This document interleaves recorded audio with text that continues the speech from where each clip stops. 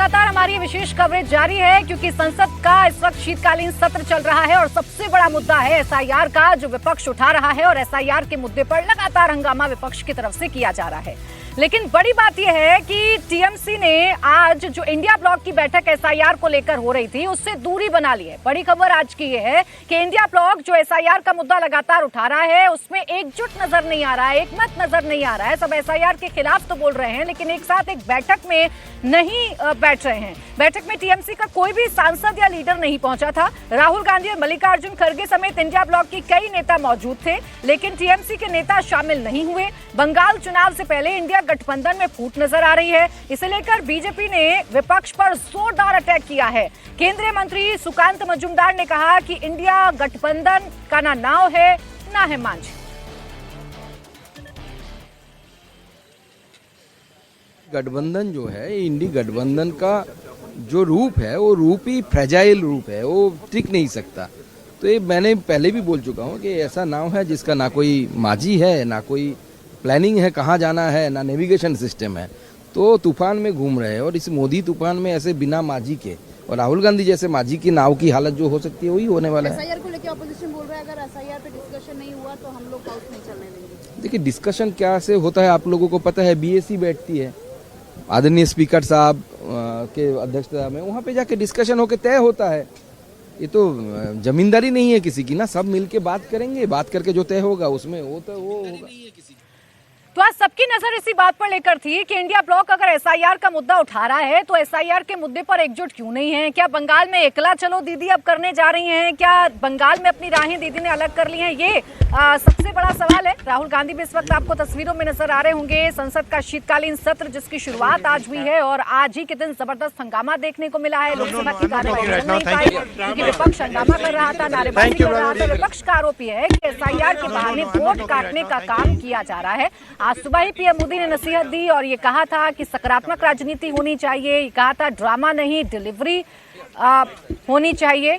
तो राहुल गांधी इस वक्त आपको तस्वीरों में नजर आ रहे होंगे। राहुल गांधी संसद से बाहर निकलते हुए, प्रियंका गांधी का बयान आपने सुना था। प्रियंका गांधी ने कहा था कि भाई मुद्दा उठाना ड्रामा नहीं हो सकता है। लेकिन बात अगर इंडिया ब्लॉक की करें तो आज बड़ी खबर यही है। और क्या गलत कह रहे हैं सुकांत मजूमदार अजय जी कि इंडिया गठबंधन ऐसा नजर आ रहा है कि ना नाव है ना मांझी है। अगर मुद्दा एक है तो एक बैठक में बैठने से क्या परहेज है टीएमसी? चेहरे बदलने वाले लोग जो कल कोई मुखौटा दूसरा था, दूसरा कल तीसरा होगा, गारंटी नहीं है, उनकी ऑथेंटिसिटी कुछ नहीं है।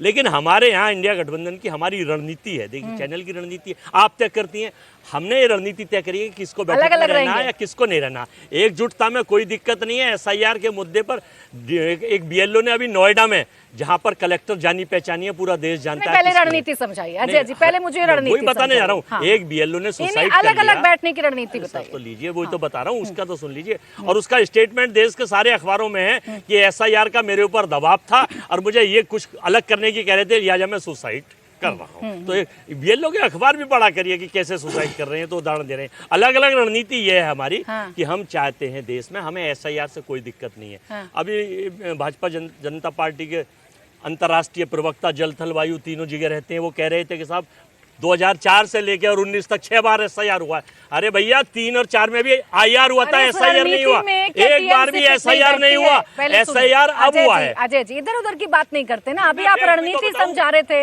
अभी आप रणनीति समझा रहे थे, वही रणनीति मेरे दर्शकों को विस्तार से समझाइए ना। क्या उस रणनीति में टीएमसी फिट नहीं बैठ रही? क्योंकि इंडिया ब्लॉक के बाकी सदस्य तो थे ही। किसने कहा है? दीदी की तरफ से अगर कोई रिप्रेजेंटेटिव आ जाता, कोई नेता आ जाता, कोई सांसद आ जाता तो क्या होता? आपकी रणनीति बिगड़ जाती। किसने कहा है कि वो अलग है? देखिए एसआईआर का जहाँ तक मुद्दा है, नहीं बस आइडिया कोई लगाता रहे, ऐसे आइडिया से हमारा काम नहीं चलेगा। बैठक से बताइए ना, वो तो हमारी रणनीति का पार्ट है। रणनीति बताइए क्या है? और सुन लीजिए, एसआईआर का होना है तो आसाम में और महाराष्ट्र में एसआईआर ऐसी भी क्या रणनीति, ऐसी भी क्या रणनीति कि आप खुलकर नहीं बता पा रहे हैं, आप खुलकर नहीं बता रहे हैं। इधर उधर की बात नहीं करिए ना, इधर उधर की बात नहीं करिए, रणनीति पर आइए। चलिए आपको नहीं पता, क्या पता समाजवादी पार्टी के नेता को पता हो। हमारी रणनीति को हम ही रखेंगे, आपसे नहीं पूछेंगे। अरे सिर्फ रणनीति, अरे मुझसे मत पूछिए आप, देश की सरकार मुझसे मत पूछिए। रणनीति पे नहीं चलेंगे, हमने पूछा हुआ हमारी रणनीति है वो किसको मीटिंग में रहना है, किसको नहीं रहना है। और ये कैसी रणनीति है कि सब एक साथ हैं और इंडिया आपका एक गठबंधन हाथ एकजुट अलग है। है बस इस पे और हम एसआईआर पर काम करेंगे। बस मैं फौरन आ रही हूँ। एक बार ये रणनीति समझा दिए जल्दी से। हमारी रणनीति ये है कि उत्तर प्रदेश या देश के जितने भी प्रदेशों में एसआईआर हो रहा है, इस देश का एक भी नागरिक ना छूट जाए, जो इस देश का नागरिक हो उसका वोट बनाओ। दूसरी हमारी रणनीति ये है कि इसी देश के ही बीएलओ हैं जो सरकारी कर्मचारी हैं, अगर ड्यूटी डिस्चार्ज करने के समय वो आत्महत्या करने को मजबूर हो जाए, फांसी लगाने को मजबूर हो जाए, सुसाइड करने को मजबूर हो जाए, जहर खाने को मजबूर हो जाए, इसका मतलब उनके ऊपर कोई आंतरिक दबाव है। हम उस दबाव को कम करने की कोशिश कर रहे हैं। और भारतीय जनता पार्टी के नेता आपके चैनल में बोल भी रहे थे कि मोदी एक तूफान है, तूफान हमेशा विनाश करता है, तहस नहस करता है। तो भारतीय जनता पार्टी का जो तूफान तो है मतलब वो देश के लोकतंत्र को तहस नहस कर रहा है। भारतीय जनता पार्टी के लोग भी मान रहे हैं। तो हमारी चिंता यही है कि इसको रोका जाए। चिंताएं अगर एक हैं तो एक जगह बैठते क्यों नहीं है?